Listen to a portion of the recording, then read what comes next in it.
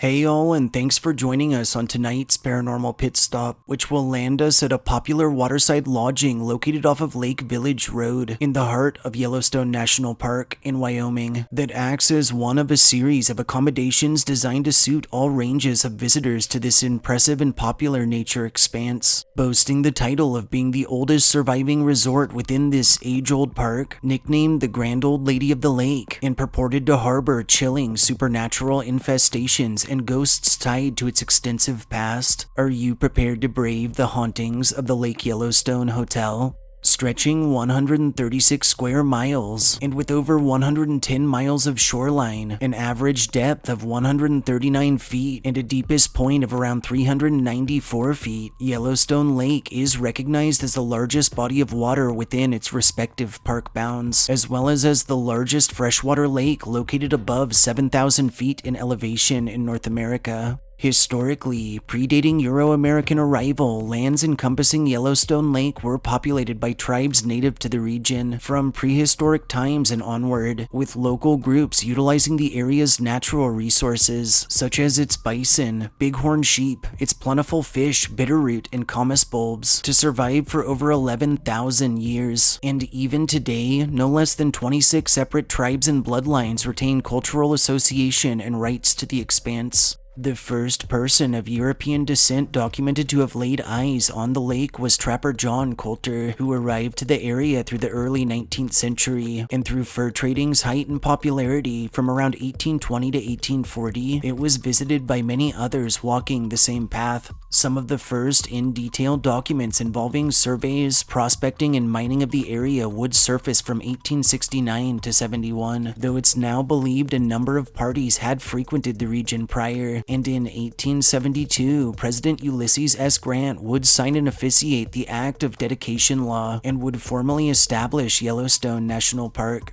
The Lake Yellowstone Hotel, then more simply the Lake Hotel, was constructed and opened to visitors in 1891 as a massive 3-story structure with bays on each end, and was designed by R.R. Cummins of the Northern Pacific Railway, who also occupied this time to build 2 additional hotels within park bounds. And in 1903, the whole of the site would be redesigned, expanded, and modernized substantially by architect of the Old Faithful Inn, Robert Reamer, who reformed the structure's projections to their present porticos, while adding an eastward extension with a 3rd portico. From 1922 to 23, the hotel's eastern end was further extended under a flat roof. In 1928, a 2-story western wing was constructed to expand dining space while adding a new solarium, and from 1984 to 1990, the aged lodging would be extensively renovated and modernized once more. In 2012, the hotel's western wing would be renovated to include formal dining space and a lounge. From 2013 to 2014, rooms at the hotel's eastern end were fully renovated. In 2015, the site was declared a National Historic Landmark, and today, the hotel and associated cabins are recognized as a member of the National Trust for Historic Preservation's Historic Hotels of America.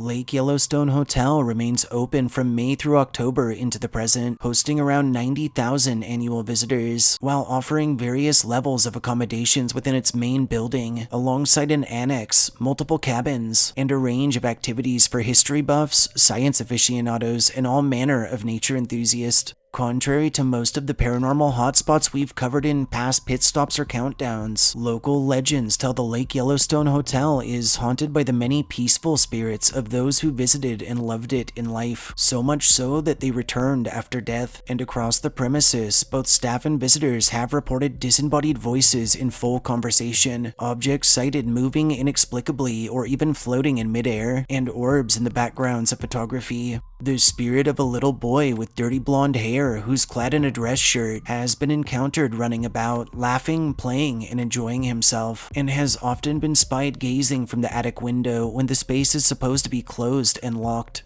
This small specter is said to be friendly in nature, albeit a bit mischievous, and has been known to appear suddenly in the men's restrooms, sometimes grabbing those using the urinals from behind, or startling those within stalls by hammering on their doors, before vanishing with a chuckle. Other stories surrounding the hotel tell of employees who so loved their jobs and life that after death, their souls just kept on working, and a surprising number of accounts detail encounters with a porter who's been known to help those struggling with their luggage up to their rooms, all the while talking to them in a soothing manner while giving tips on various local trails and activities, only to vanish upon reaching their desired destination. A female ghost dubbed Matilda, who commonly manifests in 1920s flapper attire, has been known to frequent the second floor, is often sighted gazing from various windows or seemingly hurrying to a party, and has even interacted with staff at great lengths. And near the lake, the phantoms of various accidental lake deaths, drownings, and the like have been spied in swimming attire that spans the eras, though according to witnesses, most seem content at where they're spending their eternity.